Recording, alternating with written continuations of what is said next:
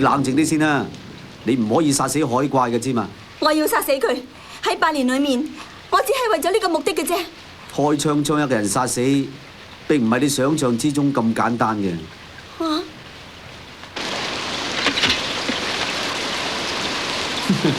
英俊，你點都估唔到我會有此一着嘅，你死梗啦！危險啊！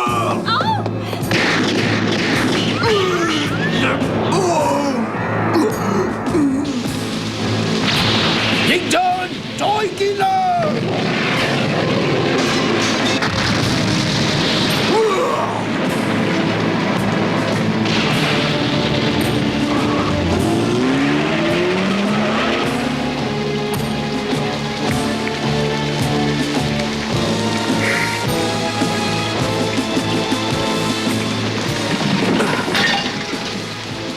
加芙蓮，海怪，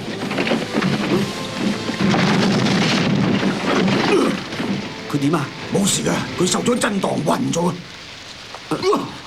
你又點啊？偷聽器？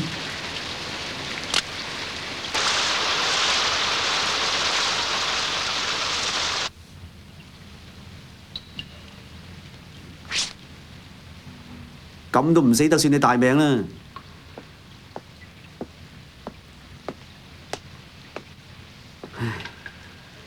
好啦，唔該，你而家將事實講俾我知啊！我知道你嘅為人，你係絕對唔會喺人哋背後開槍嘅。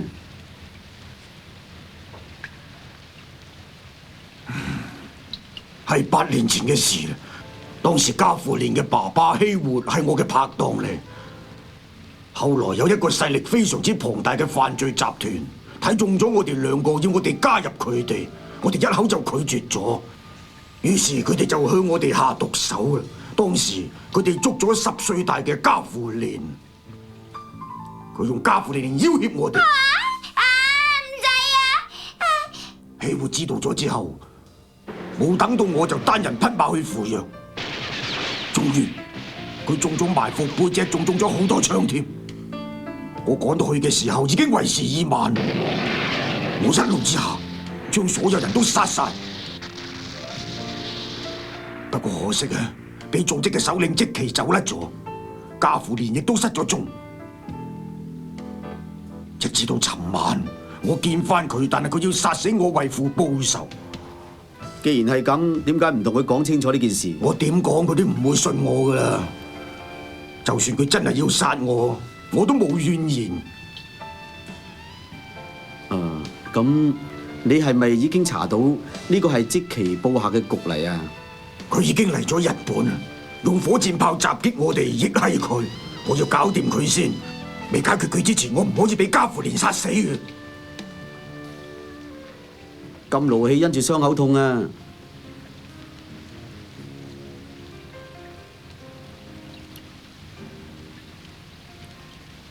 我要殺佢，殺死佢，我要殺死佢。